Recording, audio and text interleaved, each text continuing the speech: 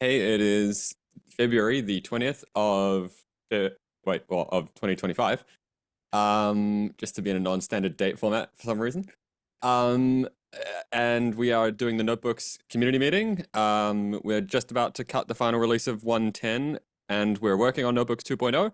So that's what we're going to talk about. Um, just as lots of people are contributing, new people always, I just want to give anyone an opportunity who's new and either even if you've been to these meetings but you've not introduced yourself, feel free to just say hi right now and say who you like, if you're comfortable, what your name is. You can do it over text or voice, uh, and say like what your name is and why you're here. So, is anyone new today? I see a couple of new names. Yeah, hi, my name is Shekhar. Um, am I audible? So, did you say you work for Yes. Audible or No, no? you are audible. Oh, okay. Okay. Yeah, my name is Shekhar Rajak. I currently working in Apple as software engineer. So right now I'm exploring notebook and the Spark operator side. Also collaborating with Andre for the Python SDK part. So yeah. Cool. And what brings you here today, other than just like, is it just figuring out what's happening, or? So I have gone through past recordings. Also, I joined a couple of weeks back, but this time I want to understand how Node is leveraged by Spark users. So I just wanted to know if someone right now using Notebook to for the PySpark, basically Spark in Python, basically like through Python, PySpark, can we use Notebook right now, or there is any discussion going on? So I'll just give you the quick answer is that Notebooks 2.0. So there's one thing that I've been wanting to do that I have avoided doing until Notebooks 2.0 comes out, which is adding support for an IDE called Zeppelin. I'm sure you're familiar. Okay, Which is just not it's kind actually. of a, Yeah. it's kind of like a Hadoop IDE. It's kind of like a version of Jupyter that's like Spark based almost. It lets you do things like have the cells interact with, like, each cell in the notebook interact with the same Spark context, but run remotely on a cluster. Run a remote Spark job, starts a job, then you can connect to that cluster, submit. But the cool thing about it is it lets you submit Python, Scala, and Java commands to the same Spark context. But anyway, Okay, this but looks that's one thing. interesting. On the Mm-hmm. other side, I do want to have a default Jupyter Spark image, but again, we've been avoiding doing a lot of this until recently, partially because as soon as we add an image, it means we have to maintain it forever, but also because adding new kinds of images is uh, it would make the thing overwhelming at the moment. We needed like the new Notebooks 2.0 spawner is both better because it groups by kind, and it also Okay. helps label filtering. And also, you just reminded me, there's one thing me and Edo talked about, which is that we really need to talk about publicly on the recording, is you know how we talked, Edo, about the uh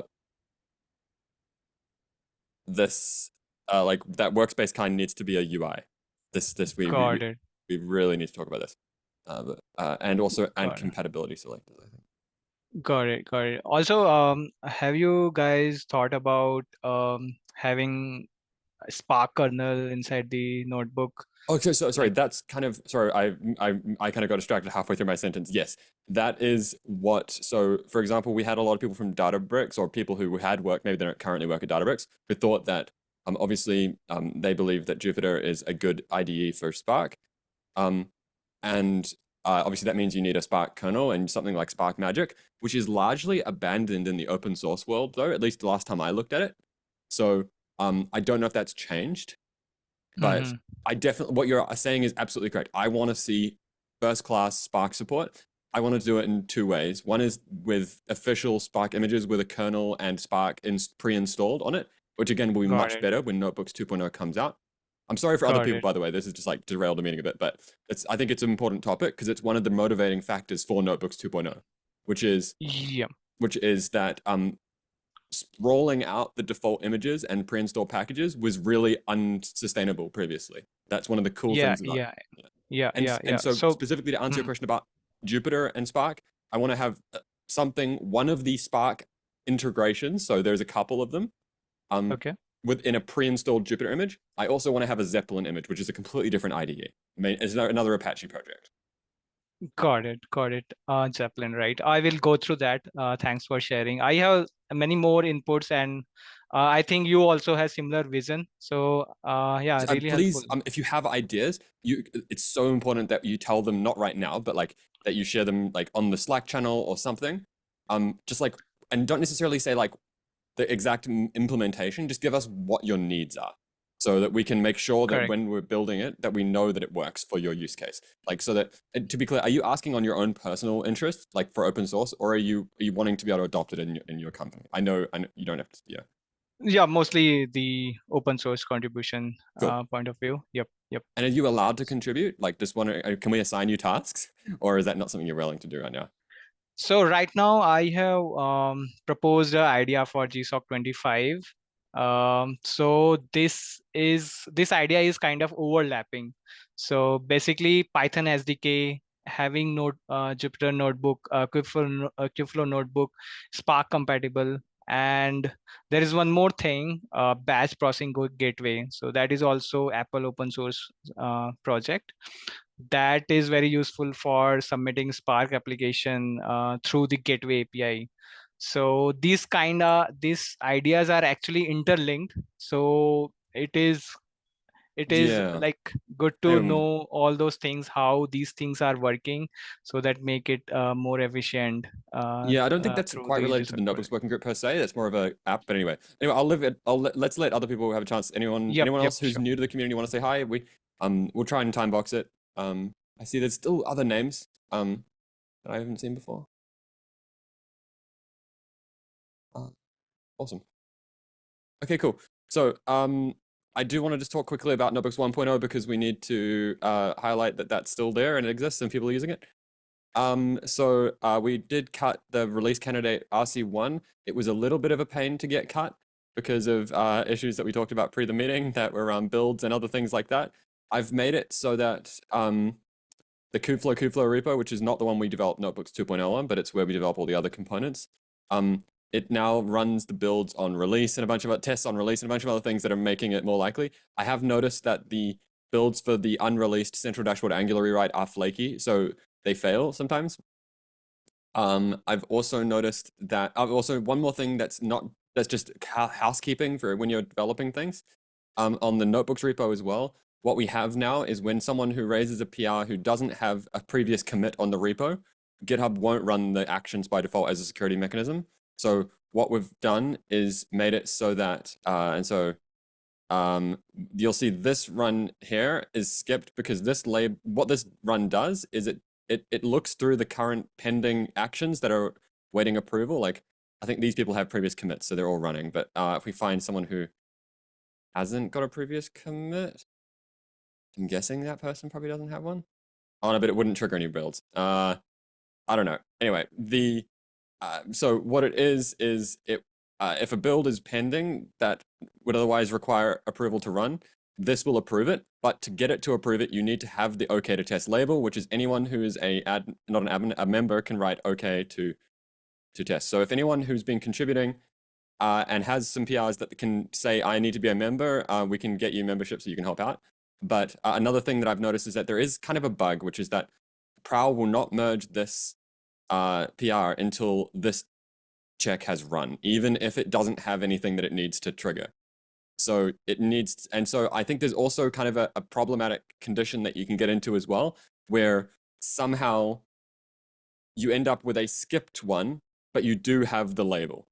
So I think you can end up in states where I've had to manually remove the label and there's no way to remove the label with the command. So we might need to, what I saw upstream in some other projects was that you can make it so that the skipped isn't a failure state on that run. So I think we need to change that flag. But anyway, that's just something to remember for everyone. Cool. So yeah, we're going to cut the 1.10 release. So if just calling out to anyone who needs anything changed, please tell me now if you need if something needs to be merged or if you know something is wrong with notebooks 1.0 or controller or anything. I will note that we did one change that's kind of significant aside updating all the notebook images with new PyTorch and everything, is that there was a couple of images that weren't rootless, like 2 of them for some reason. They were OS-less. They had no OS in them, so there wasn't really a problem. But they weren't runnable under some security conditions because they were running technically as root in the mind of the container image, even though there was no bash or anything in it. They were just for, I think they were for admission webhook, and let me just get it. So if you run into problems with these images, please tell me. It was notebook controller. Oh no, notebook controller was running as root. No, I think notebook controller also wasn't running as non-root.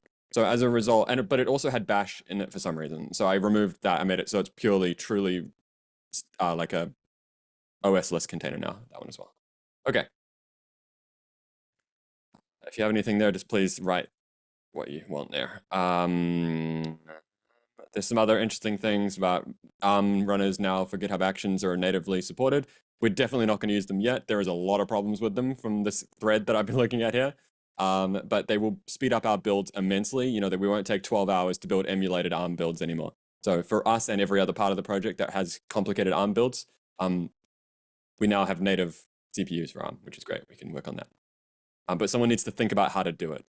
And upstream, no one's kind of got a good solution. So if you know, if you've done it before for some reason, or you have ideas, very happy to have someone suggest things or make there to build on one image, then build another image. Then you have to like upload them as an artifact and then combine them together and then push them as the same tag. That's the thing that makes it complicated, because you're actually building the image pieces on different computers effectively, and then uploading them and then downloading them again to re-merge and push again. Anyway, read that thread if you're interested, which is the upstream one that's about them now publicly making it for free. Cool. Okay, Eder. Eder and I were talking about workspace kinds, and something that I realized and we realized is that there isn't so we're going to ship a lot of default workspace kinds. So if you're not familiar with workspace kinds, it's a new concept in Notebook 2.0 that defines the available IDEs and the images and options in them. We realized that to be able to actually use a workspace kind as an admin of the cluster, it does not make sense to manage the workspace kinds through GitOps. And that is a problem for a lot of people. Like, it's actually impossible to do. So the reason for that is because the way that you update a workspace kind is maybe adding a new option. Let's say you update Jupyter, add a new image for your customers, and then or maybe you add a new kind of GPU to your cluster. So you need to add a new kind of pod config that is able to select that GPU. So, or a bigger server you add to your host. Like you add a bigger host, right? One with more RAM, more GPU, whatever, right? So the problem is that the way that workspace kind is set up is dependent on the state of the cluster right now. And what that means is that you cannot remove an option that someone is using in a workspace kind. So if a workspace exists and is using Jupyter version 1, and you add a version 2, and then you redirect version 1 to 2, there's lots of complicated situations. Effectively, what can happen is that you can end up in a situation where a seemingly valid workspace kind is not able to be synced if you're using GitOps, which means that you're just in a broken state. So and we'd be failing the sync of all of Kubeflow for you, which is terrible. So effectively, the thing we're proposing, and we can talk more about it if people have ideas and things, but is that initially we ship with 0 workspace kinds installed in the manifests. So like there's not included in the manifests, and instead, when you go to the UI as an admin in the workspace kind, you can click a button to get the official example ones, which will include Jupyter, VS Code, and RStudio, like they do right now. And then another button will be there, which is if you've already downloaded the official ones, you can get the latest images by just clicking a button when it sees that they're available. Or you can effectively say, like, is there a new one available? Of course, in an air-gapped environment, you might have to download the YAML file from GitHub and then upload it manually. Or in that case, you'd still have to make your own image mirror anyway, so it doesn't really matter. But that's kind of just wanted to highlight that. So what that means from our perspective is we need to have an editor UI at least to upload default images from the beginning, you know, like a button that you can upload it. And also just we need to very carefully message that you're not going to be using an operator or anything else. Well, maybe an operator, but you're not going to be using GitOps to deploy the workspace kinds. Do you want to add anything to that, Eder, about what this means? No, this is perfect. Yeah, and I talked with Paulo as well briefly, and that we should start soon a mock-up. But Paulo is busy with the with the workspace wizard. Probably talk more, but we can open if someone that's working the front end want to start to work on this. A mock-up, you mean? No, mock-up, and then lead the proposal of the mock-up and start the discussion. We are looking for volunteers to do this work. So Liav started it. He sent a mock-up in the Slack channel. If you want to take a Oh, look. really? Oh, that's great. In the notebooks one? Yeah. Oh, so this is for the viewer. So this is another thing to be important. So there'll be two different views of the same UI. So for non-admins, everyone will be able to, just for visibility initially, this might change if people request it, but everyone will be able to see all the workspace kinds that are available with information about them to some extent, because otherwise they might have the question when they go to spawn a workspace and the admin hasn't set up the cluster properly, why can't I spawn anything? You know, there's no kinds here, right? What's going on? And so there'll be like, we can put information, we can have a button which says, and then the other thing is that, so that's for viewing, and that's for everyone. And then for admins, they should be able to edit and create new workspace kinds. And so one of the things as well that it will solve is when you're in a workspace creation, right now you can add a custom image. That's not going to be possible in workspaces, Nox V2.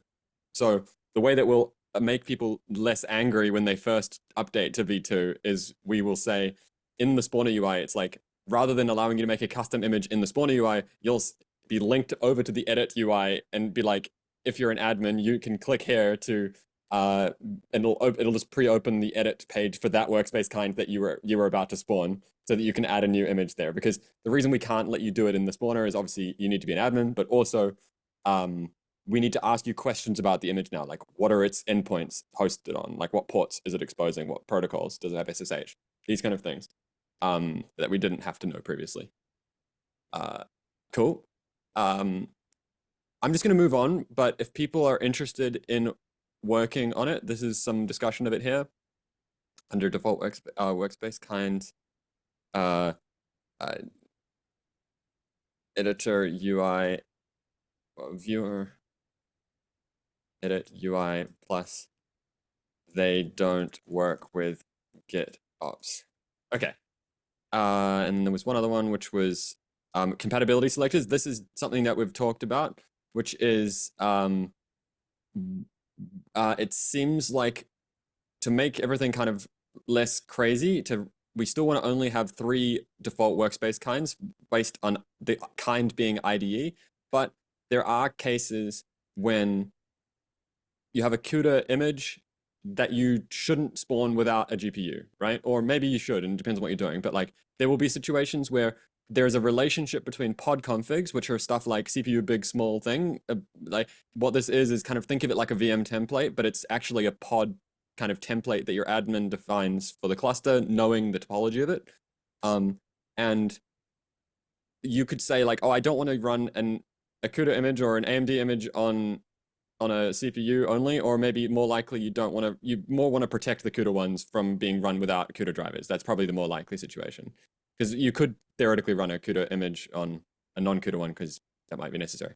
But so what we're thinking in the way that we do this is compatibility selectors under the spawner section of each image and pod config. So what that means is right now, there's no such thing. So under the options, there's only, so we got under image config and then spawner, we just have the, under values. So image config values. So these are the options that are in the dropdown. This is a list. And then we've got the spawner section, which is just for the UI. And this section is for the actual controller. So we're going to add another one, which is like compatibility selectors. And what that will do, we don't know exactly how it'll be structured, but it probably will be based off the labels of the pod config, if you know what I mean. So then what will happen is once you select one of these or the other, it will restrict the other in some way. I don't know if it will be bi-directional or if it will just be image first. I think image first is probably only necessary because it's like the order of operations that I expect people to do is kind, select a workspace kind, select an image, select a pod config, and then select data volumes. So I think given that flow, it probably only needs to be in this top one, although we can think about that. I see. I'll use the case like what are the what are Reverse. the I have verse? this I have this server. What should I run on it? Yes. No, okay, Yeah. okay. So it just depends on how the spawner flow is working. Like, do we have a separate? I think there's a separate stepper though, and I think so. Can someone who's doing the spawner UI, do they know if it's the stepper is like, does it go image and then pod config? It does, right? Or does it not?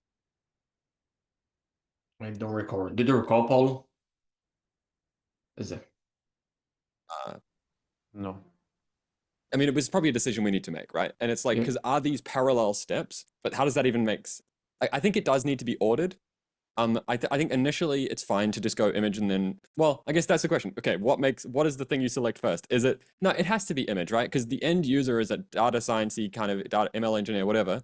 Like, they're going to want to choose the packages they want first. And they don't want to, if they don't, the bigger list is going to be the images. Always the images is going to be the bigger list, right?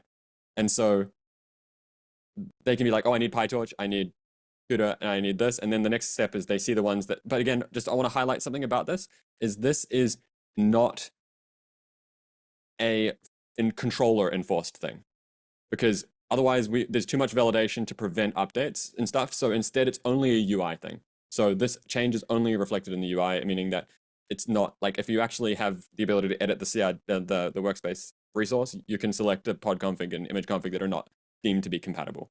But and maybe it'll show a warning, I don't know. But that's probably something for the UI we could think about. Okay, other than that, I just wanted to highlight these two very important things. So now let's anyone want to add anything about that? About the compatibility selectors? Cool. Okay, so I know that you, Adrian, are thinking a lot about this problem as well, right? Okay, yeah, do you want to say anything, or? No, that's something that goes into our minds, especially because of the capabilities we have right now and on how we do things, and like how we are going to do that, how we are going to like annotate things around. That's something that we think in the past, but I believe that we should like join that discussion probably with Eder, with the Paulo and guys. I think it's really interesting. So one thing is what I think, and another thing is the actual implementation. I will let like the guys for doing that. But I'm really interested in that feature, but that because with the capabilities we have right now, we cannot. It's really hard to expand the amount of things you can see. That's why we are so interested, like even like for product perspective at some point in time, where those images come from, if they are community, if they are like product, if they are from another vendor. I think those things are important also to show and to have a way of visualizing, to filter, to go with them around. So yeah, that I'm really interested in that. I know that you have been working on some labels that you can filter and you can go back and forth. So we talked with these about this with Eder like and Harsha like for the last 6 months, I believe. I'm like happy this is being implemented. So yeah. I briefly, just for others know, I talked with Matthew about the problem that we have right now at Red Hat, that there is some people that they have, the customers, that they have literally dozens of images and become like really complicated for them to figure out what image is correct.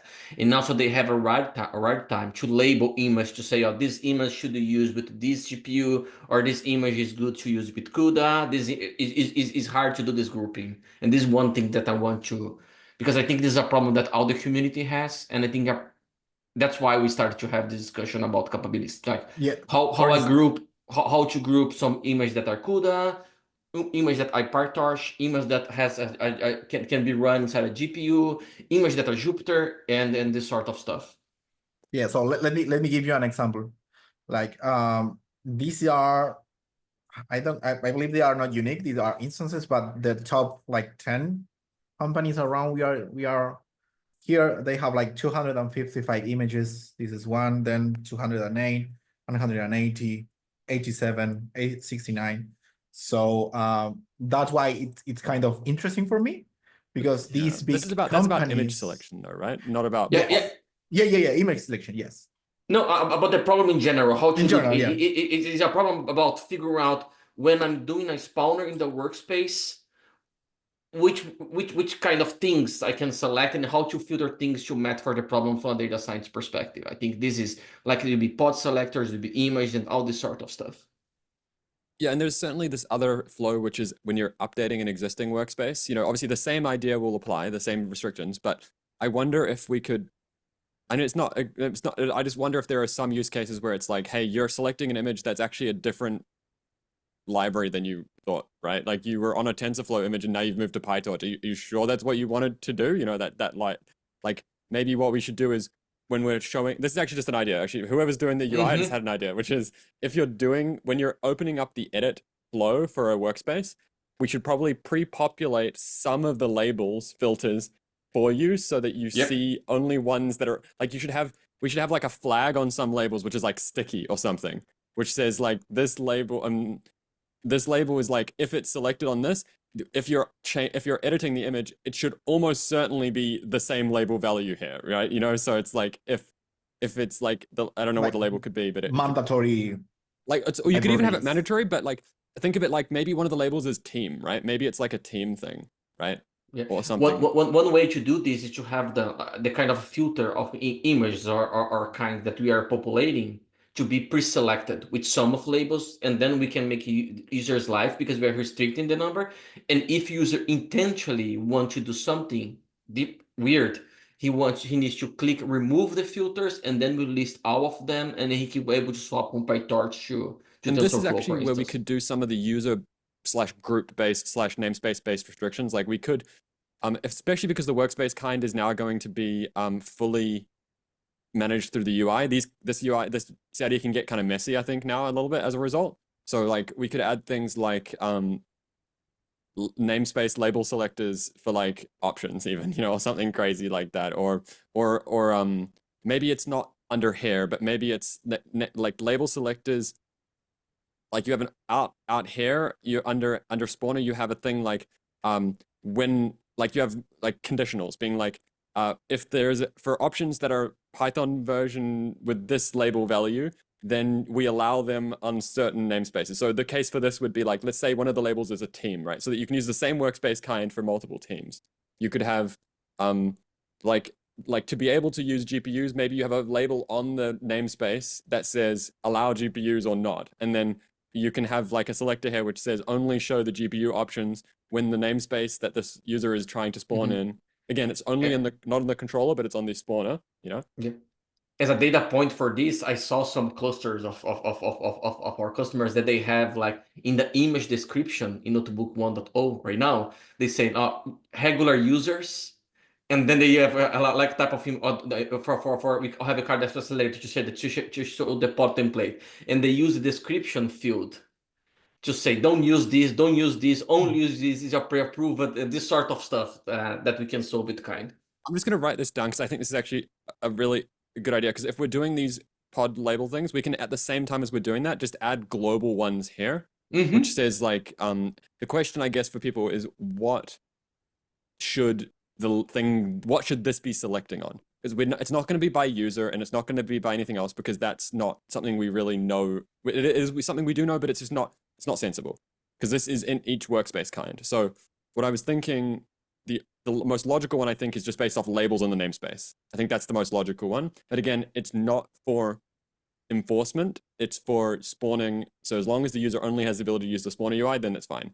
But so what I think, and so I was thinking that the structure could be like those things are going to be, I mean, those labels are going to be like something we will require on each of the images, it's like or the it's something admin can do anything they like. So so we will probably do things like when we're creating the spawner the workspace kind admin UI, for example, we might have things like pre-populating some labels by just having the cluster download the image, do a pip list, and then you could pre-populate hundreds of labels that are like the Python versions of some packages. You know what I mean? Like we could even do that for users automatically. Because again, now we're not creating the workspace kind using a GitOps. Like we can now do things like that, you know? So it's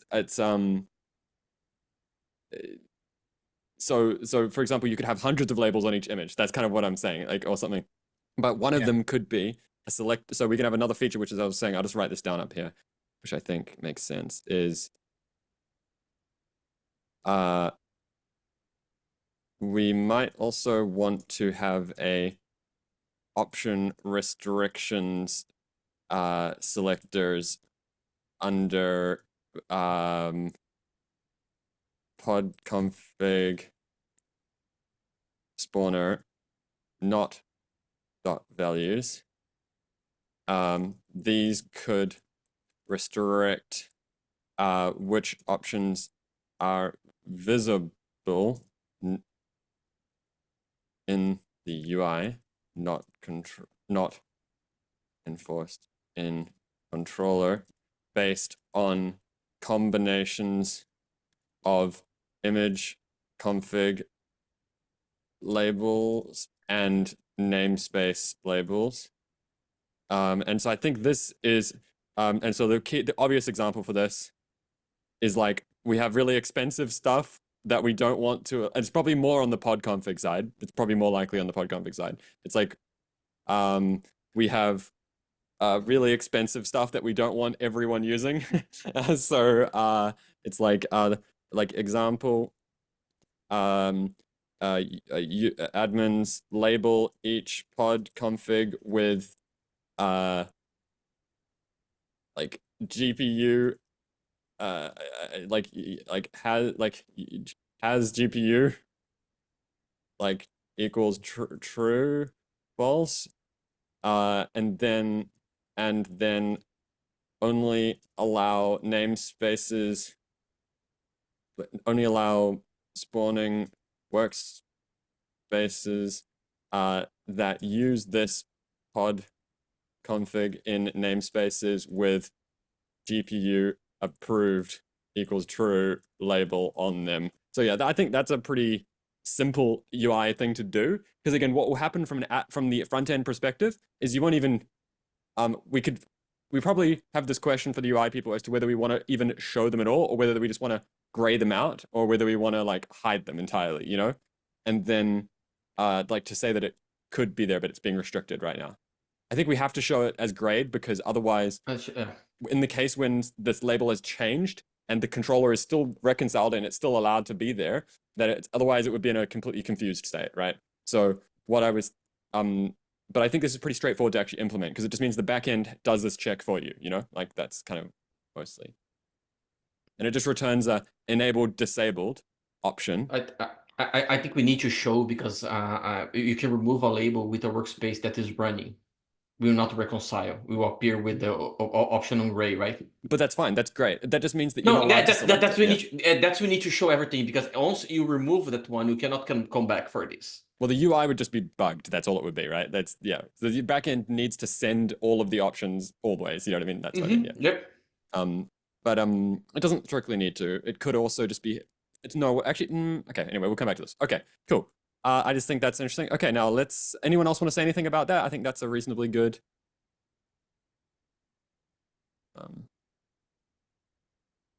Cool. Okay. Any other critical issues? Now we'll go to what people have been working on and what they're blocked by. If not. Okay. Cool. Edo, do you want to start? Yep. I review a bunch of pull requests, but not all of them that people sent. So be patient. I will catch up probably in the weekend or next week. And I have one pull request version in review that is block front end, but you can do the review later, Matthew. I think we need you there.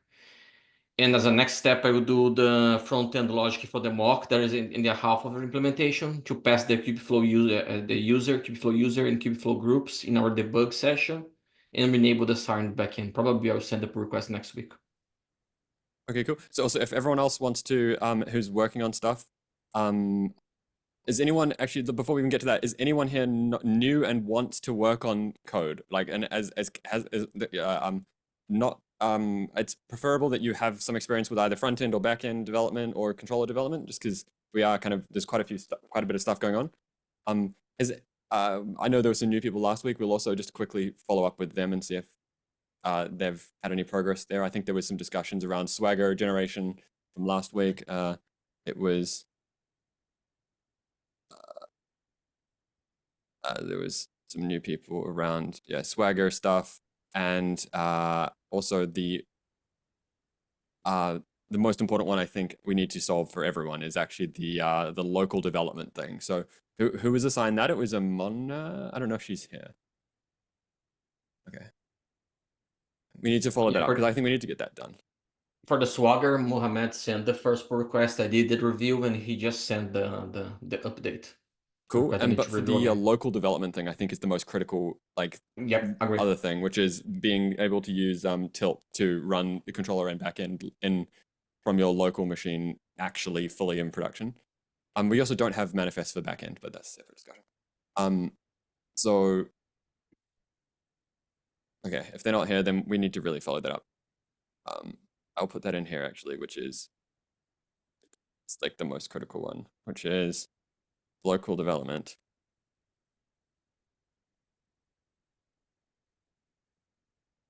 Okay. We need to get that done. Okay, so if you have experience with Tilt, please reach out or connect with Mona, who I think was working on it. We'll see what she was doing. Okay, anyone while we're here, anyone who's not got a task, who wants to join and do some tasks before we go to start? Yes, it's me. Hi. I've worked on the Get Workspace YAML. I'm waiting for the review. So if it's possible, I can take another task to work on. Cool. Yeah, okay. We'll keep that in mind. Okay, so what's it called? Where is this? How did I structure this before? New people who need tasks. Actually, we'll just put that under your stand-up section. Okay. You're under here, right? Yeah, you are. So like made PR for Get Workspace YAML. Okay, cool. So everyone else, feel free to keep adding your things that you've been working on, and we'll try make sure. If you haven't got a task, we need to find people tasks. So that's this one, obviously. You. I'll just add that here. Status waiting for review. Like needs. I'm just gonna put like a symbol like this kind of might mean needs new task or something. So if you need new task, please put that into your name. You know what I mean? Maybe make it yellow or something. I don't know. I'll do that. Okay. So like in backend controller. Okay, cool. So Paulo, I know that Paulo, you were working on a lot of stuff. Do you want to quickly update what you've done or if you're blocked by anything? Yes, hello. So I'm working on the workspace creation UI. I plan to open a PR beginning next week, and I can show what I've done in the next meeting. And I will also create a few issues more after I open the PR so more people can join this effort, specifically to work on each step of the properties screen, the properties page that I'm doing for one of the steps of this UI. I'm also reviewing some front-end PRs. And Cool. there are a few PRs waiting for others PR to get merged first. I think it's one from Yehudit and a new one today. I believe it was Yossi. Yeah, Yossi. Oh yeah, this So, is important. Yeah. yeah, and there is another one from Yehudit for the front end, but it should be merged after others PR because of the changes in the names of the fields of the response. So yeah, that's it. This is, by the way, I just show for everyone. This is an example of one that has workflows that need to be approved. So like, okay, to test is needed for this person. And then what will happen is the bot will spawn, and I can click this button obviously, but I don't want to be the dependent here. So, and this does this for us. Otherwise, every time they push, I have to click the button. It's a pain. So,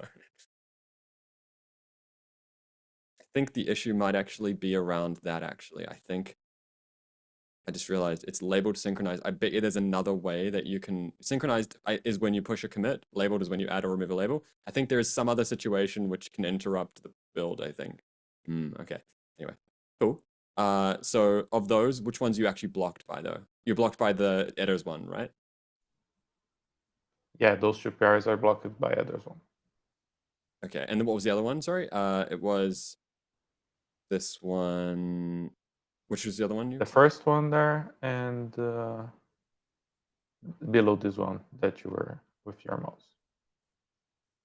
The first and eighth. This is something? No, the eighth below this one. What's the number? Just give me the number. Oh, sorry, yeah. 188. Okay, this one. Yeah. This one's blocked by adder, adder's PR, and the first one of the list there as well. So like, what is this doing? This is just, oh, this is the endpoints list. Okay, so this is something we definitely need to think about how to structure sensibly. Okay, cool. Awesome. So that's definitely what we will try and get that. So blocked by, I'm gonna make blocked be like blocked by waiting for these ones. I think that's a very descriptive description, but okay. And this one, and then blocked. Those are blocked by changing back into camel case. Is that the other? Okay, cool. Okay, anyone also live? Do you, I don't know, how do you say your name? Sorry, Leave. Hey, Liav. Yeah. Yeah, I see you made a view. Do you want to? I'll quickly open it so people can see it. So what were you? So you've made a mock-up for something? I just created the screen without the code inside. Just edit the workspace page and adjust it to be the workspace kinds. Okay. I will do the implementation after your approval for this page. Yeah, I guess the question is for whether we want to structure it as a table or like whether it's like cards, like, you know, in the spawner UI we show it as cards, but maybe as a table it's fine. So I'm not sure. I worked on the table. It makes sense. I think a table does still make sense. And, I don't know if it yeah, needs the expand view though. You know how like this expand view is here in Yes, but we also have volumes inside the kind, I think. So volumes? I thought maybe we need them as well here, but Yeah, they're not volumes, aren't they? Though it's the mount points. Yeah, the mount points. Sorry. Because like there's way more information. Like my thought process was that probably we're gonna have to open up a full screen view for anything that we're doing. Like, because if it, yeah, because like there's a bunch of different actions, right? Like if we're thinking from the end user, there's like upload new, which is obviously going to be like a button up here or something. You know, upload new, create new, edit, not edit maybe, but I wonder. And I think I was talking with this with Paulo, right, Paul? On last time we were talking together about this. We think that the list is better, the table, because it's confirm, Paul, please. Yeah, it's the admin view, but we need also I'm not sure about the expand, but we for sure need a drawer from this to see the, for instance, the statistics that we're going to provide. Yeah, so Yael Fischel, she started to work on the drawer. I took the table and she took the drawer part. On the overview sidebar thing, like on the workspaces, we haven't really finalized what it will look like, you know, but is it like, are we just going to use the same UI element? I think we should, whatever it is, we should effectively use the same UI element. Yeah, it will be the same UI element in the end. I don't know how easy it would be to template with completely different tabs though. No, it's the same UI component. The same component. The same component, but with different data. Yeah, because but the tabs will be different, like, you know, The and tab, maybe the the tabs will be structure and different. stuff Yeah, will be different. Yeah. yeah. But do you It's like- reuse the same thing behind the scenes? But we need a drawer because we need the workspace kind of information, like the usage, the thing that we are discussing. Because I've still got this thought process around the details view on the workspace view, which is like maybe we would want it sometimes to be wider than just that a tiny slice on the side. And so like maybe that should be the implied default rather than like effectively it's a pop over, you know? Like I've thought maybe, and then, but then the problem comes, how does that work when you're selecting multiple and you want an overview of multiple, right? So I like, have we got kind of any movement on that? Like what like might be the most logical for the, not just for this view, but for the workspace table view? I think the last one was in my PR. Yeah, this video I did, but I didn't make any changes after that yet. Because yeah, like I don't know, like this, like jutting out, like maybe it's fine, but like we're losing a lot of width already from a lot of things on the screen, and this is a kind of a wide table, you know, like but like having it be popped over is problematic as well, right? Like effectively, at minimum, I think this needs to scroll, obviously, in the central section if it's going to jut out. It's just a UI question. This is like kind of critical because this is going to be the same for every single one, but it's like, I think there was a couple of options we talked about, which was the last time. Hey, Jenny. Okay. Hello. You wanted to say something or? Yeah, I'm happy to speak on this. So I think last time we were talking about it and we were saying, hang on here, can I get the camera working? Maybe I can't. Just a second here. Sent you a link, Matthew. The last video is on that PR. So yeah, just based on what we discussed last time, just to confirm that that scrollable area, like it will scroll if the drawer comes out. So it will like it will be in line with the table. And then so that's I guess the before. Is that right? Or Paolo, are you saying you made this update already in a different PR? No, I didn't change this PR yet. And so this will be like a fixed width based off the assumed, like there's like, what will the actual internal width be before it finishes scrolling? And I do have the one concern, which is, isn't the primary action, the primary action is kind of on the right-hand side. So it would now be underneath, you know what I mean? So unless I guess what we do is the same actions will be up here so that then, you know what I mean? Like effectively when this happens to be obstructing the core, because the connect button, you know what I mean? Like that I just because I mean it's a bit funny for it to be so I guess the obvious assumption would be to make it this full width, right? So that then it's like hard coded to the full width here, but then it juts out this much here so that you then have to scroll left, right, to get to the end of it. But the core actions are actually on the right-hand side. So that means they won't necessarily be visible on the screen. Yeah, Matt, I think when you open the drawer, Jenny, correct me if I'm wrong, the corrections are also in the top, like in that actions button. So we can connect there as well to avoid this issue. And if you want to connect to the other notebook, you click outside, close the drawer, and you have the action there. Well, this action is actually about bulk actions as well, though, right? It's because some of those actions, you can't connect to 3 notebooks at once. Yeah, but we are not. The drawer will be Then just for it's one, different, right? It's a different Yeah, drawer. different drawer. If you play the video, there is a different drawer for the multiple selection.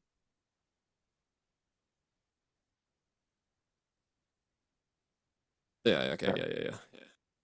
I just wonder though, like in that case though, it's still a bit like, okay, how do you close? Okay, clear solution. I see. So like,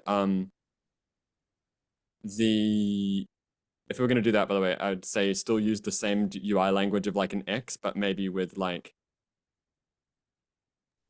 something like an X to just close but leave select. I don't know. Who knows? That's a good question actually. Yeah, what I should do. But, we had this discussion last time. You gave the idea of the clear selection, but I think it's weird to change as well.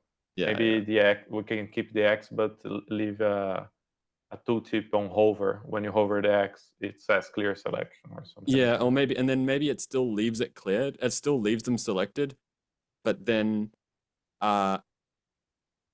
has like a button down here which says show drawer, you know, like show drawer, you know what I mean, or something, like to reopen the drawer, maybe. Okay, so just hide the drawer. Okay. Yeah, like because I feel like X, no one would assume that would clear ever. So if it's going to be clearing, it needs to actually have a button to clear. But then I'd say clear should be like here or something. You know what I mean? Like but also it's a terrible user experience for this to not have an X at all, to have no X here, right? Or the alternative is that this is always here. And we just always have a card here. We make this 2 cards. We make this 2 vertical cards beside each other. And then this just shows some meta view when there's none selected at all, you know? And so that then there's no weird movement here. It's just like, this is a permanent UI element or something to that effect. Okay, yeah. Andy, sorry. Oh, yeah, sorry. I'm not familiar with a lot of these markups. What does the caret toggle on the row do? So like not the actual checkbox, but like the... Oh, that makes the row taller and shows kind of more details, which is a bit weird, but it does like show things like... That is the thing about what goes here and what goes there. Right, okay, so sorry, yeah, that's what I was trying to reconcile, is like those overlapping concepts. Okay, thanks for clarifying. Yeah, we don't know yet. That's kind of like, there is some, like the same information will definitely be in the overview page. That it just kind of has to be, but maybe some of the things that are... It is a bit weird to have these 2 concepts. I think we can leave it at that. Yeah, we don't need a solution on that. I just wanted to understand the relationship between the 2 of them. Right now, this one has volumes, if you're wondering. Got it. Thank you. But like, what? Okay, so I guess around, so because we've got this problem of like jutting out, like, and the question of what width to make this and everything else like that. Jenny, what is your perspective on just like dividing this, making this an actual card and be like permanently there, and just having some kind of maybe aggregate, like an implied selector over everything or something when nothing is selected, or maybe some other, maybe like a welcome to notebooks view for your admin table. I don't know. Like, so I don't know. So I think, so this was built off of like MUI's like expandable like drawer component.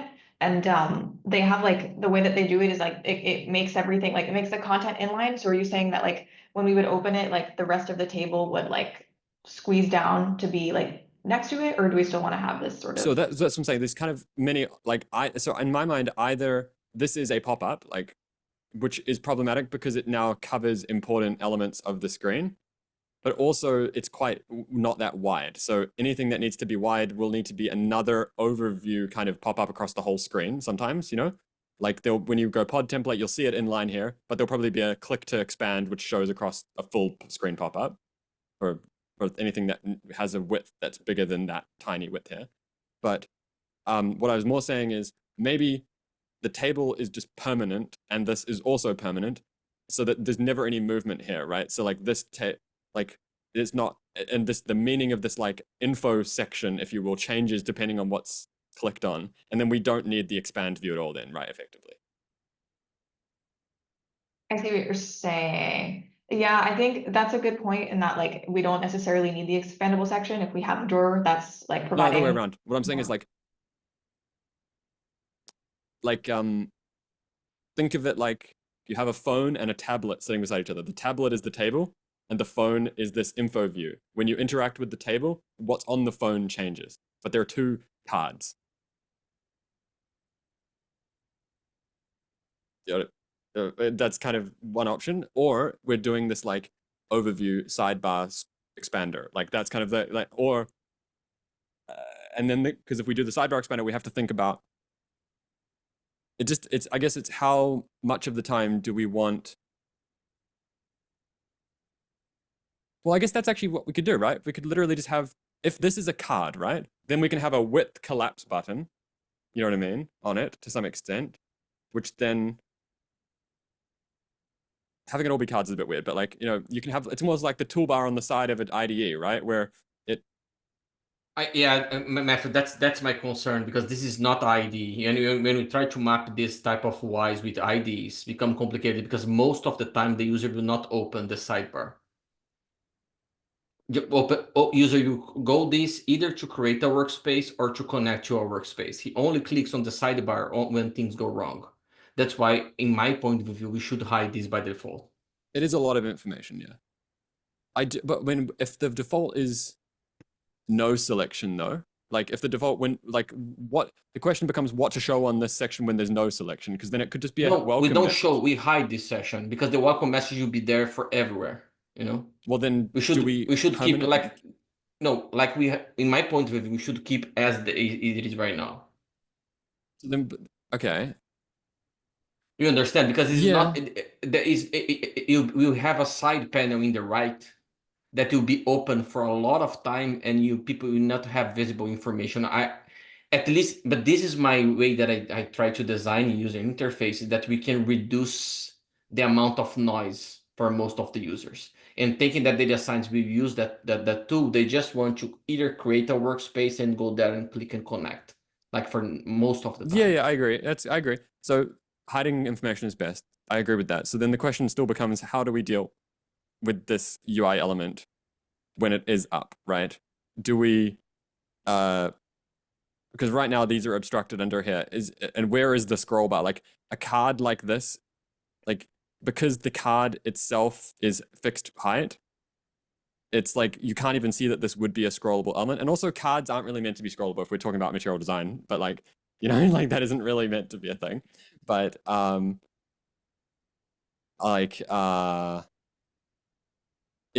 and also it feels like this is like this should physically is this really a popover, or should it physically force everything to be a shorter width here, and then this is like a divider line that you can move and drag around, you know, and then maybe there's a minimum width, but where you do force a scroll. Sorry, Hashad, you were Hashad there for ages.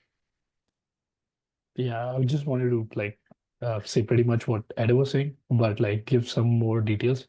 I feel like if you put the drop down, which we see, what I'm imagining with this is like user can put labels with information of all the packages that they installed in that image. So a lot of time what happens is user wants to really see what image they're using and depth of packages which are there. So I would rather have them in a sidebar where they can scroll. I heard now that cards are not supposed to be scrollable, but I would have imagined it to be like this sidebar to be scrollable, where you can see a list of things if you are placing them as a label or something. Because in the drop down, it basically takes the entire screen, and then you need to like basically unzip that and then go back to it. So that's what we have been seeing. So I kind of like this view where you have a sidebar which you can only open it when you really need it, or else you don't open it. So yeah, those were my two. But then the drop down box in the UI, that could have just, like as you said, volume mounts, smaller details, which are generic to all the notebooks. Workbenches, yeah, and then go from there. So I would have guessed anything which is generic would go into the drop down. Rest will be on the sidebar.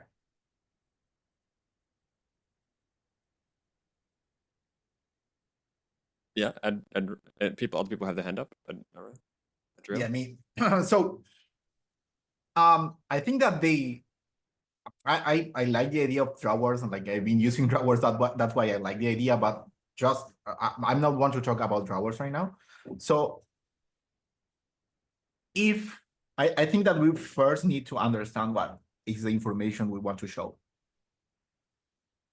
If I mean, how much time or how many times are we going to see about the volumes or whatever? It's not that something that we can like move even to the drawer instead of showing that there. And then another thing is like how much information is going to appear in the drawer, because maybe if we have like all the drawers we are going to see, we need to scroll them all. Maybe it's not worth that, and we should like go there directly to a new page just to see the information about that. But again, it depends on how much do we want to see information and how much information do we have.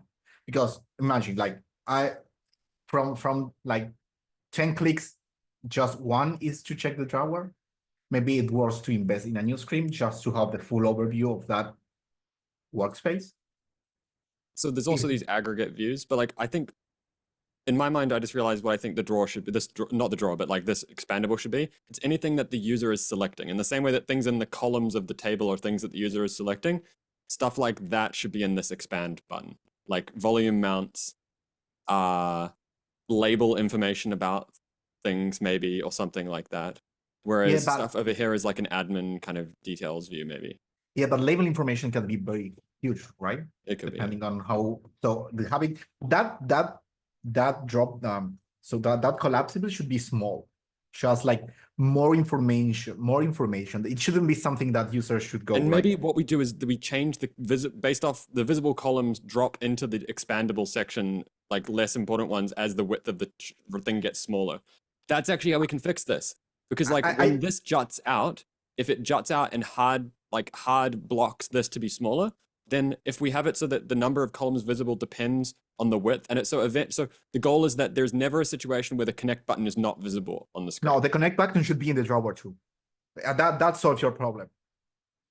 It could also be up there, yeah, but it is a bit weird. But because at some point in time, the drawer is just like showing you more information. But what I would suggest is like if there are actions to be done, if there is something you need to do on that line that makes you close the drawer, that is wrong. It should be in the drawer too. It should be duplicated if it's needed. So if you are clicking there and you need to connect, you should connect from the drawer too. It should be like part of the actions.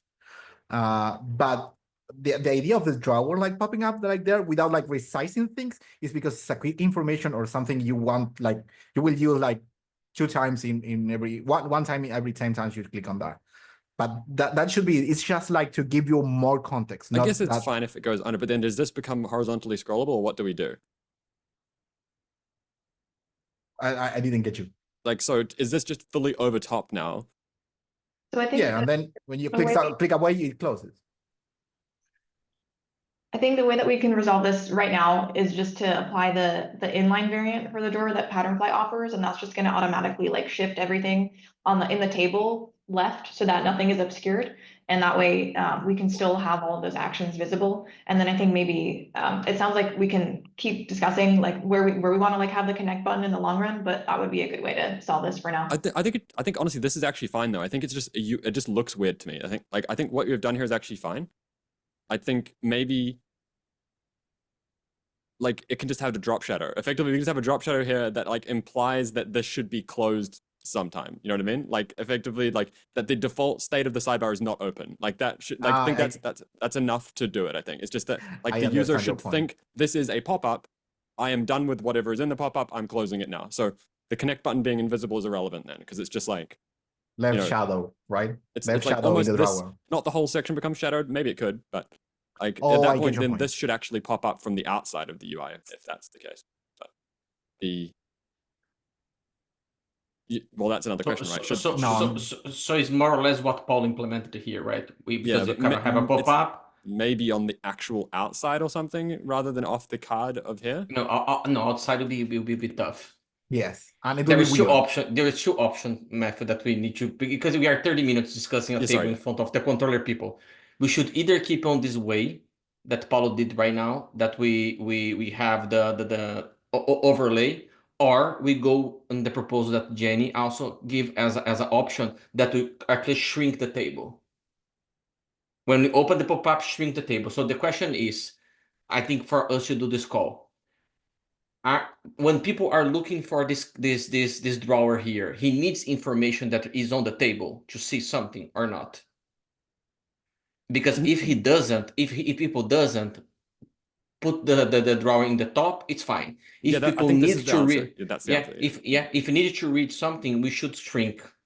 Yeah, I think the default state of this should be closed, and the meaning that like and then because what we do is we'd have a minimum width for the overall element, so that then the whole page becomes scrollable if there's not enough width for a table that we expect, right? So like it's not a mobile friendly thing. So so what that would mean is that then we always know that we have enough width to display whatever we think is necessary. But when this happens, so because then we don't have to think about the fact that this, because then also we can have situations where this becomes way bigger. Like, you know, this becomes the width. Like, so maybe when you click this page, it actually juts out to be the size of halfway across the entire thing, you know, or something. Although maybe they've got the problem of selectors being blocked, but Yeah, I'm So in short, we're going to keep like the video, like yeah, Paul proposed, exactly. right? I think this is Okay. fine. Yeah. Okay. yeah, I would it did- say like the connect button should go also. Why did this move though? No, it isn't exactly correct because this moved. Oh yes. Yeah, it shouldn't move. Yeah, based on what. Because that's why I was confusing change myself. that. I think there must be some padding element that appears here based Could off be. its edge, like a margin or something. It's probably a margin here that's causing that.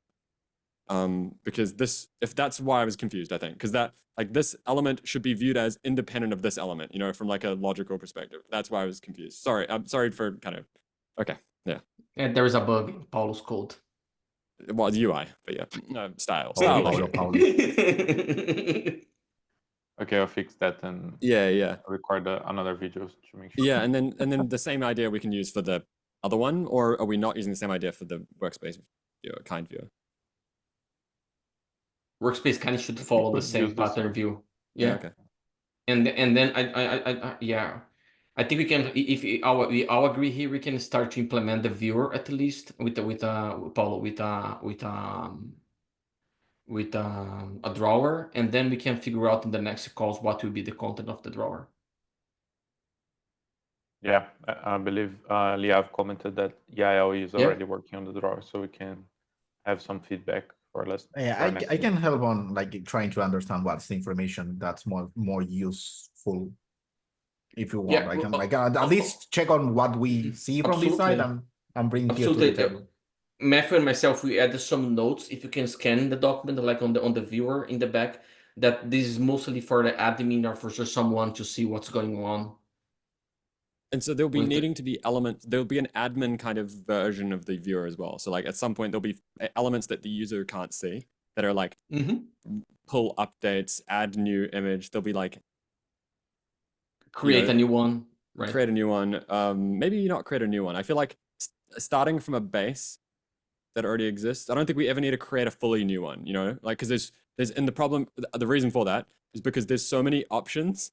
And we're going to keep adding more and more of them. That it's probably easier to just say upload a YAML that's like, and then it's like, and then we validate that you have a valid base, and then we use the UI to edit the things that are intended to be editable, which are these options. You know, like that's kind of and the spawner visualization stuff. And I think as soon as we finished with the create proposal that Paulo is working for the workbench, we can go in this one to figure out this flow of adding a workspace kind. And then we should have a question of like a button. I think there should be like default ones. And then the UI says somehow when you're an admin that like you can like one of the buttons should be upload, but then another one should be like get default ones from upstream, you know, effectively. And maybe we could have like a standardized JSON file that is like a library of workspace kinds that you can pull from. And then admins can make their own ones for their team or whatever, you know. Okay. Did you saw this note from Alessio here? He's the one that's working with the tilt. Okay. I don't know if we got any status there. Probably not. But yeah, probably not. Yeah. Okay. Cool. I won't keep anyone for much longer. So let's is there anything else critical? Hopefully we didn't go quite through the stand up as much as we should have.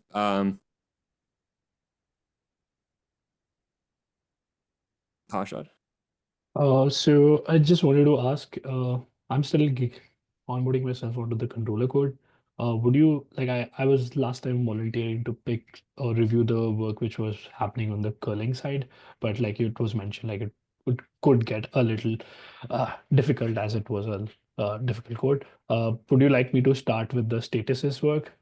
What we were discussing last Friday or this Monday on the pull request which you opened? Oh yeah, if that's a bug, yeah. That's you mean the bug around not showing the statuses correctly? Yeah, I think there is it's the number is 201 probably. Yeah, the state effectively, yeah, that's fine. To pick up that I won't be doing that, so that's good, yeah. Yeah, 212. So that's where I'll start then. Yeah, that's pretty cool. Yeah. And I'm sure I will have missed other possible states that you will think of when you look at it. So yeah, thanks. It's about mainly the goal is about reflecting to the UI is this, if this pod is not there or is unhealthy, why? You know what I mean? Tell me, you know, Right. yeah. And so we have the state and state message effectively to get that information to the user. And Perfect. logs, I guess the logs also now. Okay, cool. Sounds good. Anyone else? Cool. I think we're making progress. It's sometimes we probably need to think about how to structure like separate UI and backend meetings or something. I don't know, but if anyone's got suggestions, please raise them. I think those meetings are getting better. I can help you on that. I mean, if you want, like, I can try to, like, if you want, like, give you posted about the time or like chatting with you, like, to see if we can like do something like that. But I can, they are the expert coders. I'm just here like to give opinions and try to see what I can help. But for sure I can help you on that if you're willing to. The people obviously mostly watch the beginning part, and so it's like trying to get the most important things across to people. But then we do also need to like figure out what people are doing, make sure that they have tasks, and new people are onboarded to do tasks. And maybe if we can start like a very fast review of where you are, then we can keep talking, and if they want to go, they want to go. We have nothing to do on that. But if we can start with this idea of like, okay, where you are, what do you need, and then we can discuss about the topics. I think I think we need to have that pre-populated, right? People need to have thought about this before the meeting as well, right? They need to answer those three questions before the meeting. Yeah, that first section, the what have you been working on, and are you blocked, should like take 5 minutes. If people know, yeah. The problem is people will be like, hey, I'm blocked by this and I want this solved, you know what I mean? But then, like, yeah, then we have this incentive to warn. If those things happens, we can like discuss that after we first finish these. So we just concentrate on the easy part, like where are you? Are you blocked? And then we take notes of who are blocked, and then we move to that into a discussion, or even like offline if it's needed. Yeah. Of course, at the beginning also there's a lot of like these core decisions that need to be made that are like just affect everything almost. Like, you know, are we using camel case or not? Or are we using like general UI design questions? But yeah, I agree. And also at a certain point, we will need to split the meetings into like UI versus non-UI stuff, I think. But yeah, like. And I think what's super good today that worked, things that should be expanded is like you could explain everyone the workspace kind viewer, the workspace editing that we are talking. And I don't think we should split on the UI and the control. We should keep it as a one team together. And we should try to figure out more product, because the team and participation is what makes us great, I think, to build a community. Yeah. Maybe we just need to reorder the sections. I think that we are okay. If we can like. The reason I didn't put this at the beginning is because it's more like community updates, you know what I mean? Things that everyone needs to be aware of. And it's like, maybe they went a bit long this time, but it's like, it's more like there's two different purposes of the meeting. One is to keep everyone updated about what's going on and things that are affecting everyone. And then also like making sure that we have work happening, right? There's kind of like two completely different goals almost. Yeah, okay. Guys, I have to go. Anyway, cool, yeah. Before next call. See you. Thanks guys for coming. If anyone wants to stay around, they can talk in the meeting. I'll stop the recording though. Thanks for coming, everyone. Thank you very much, guys.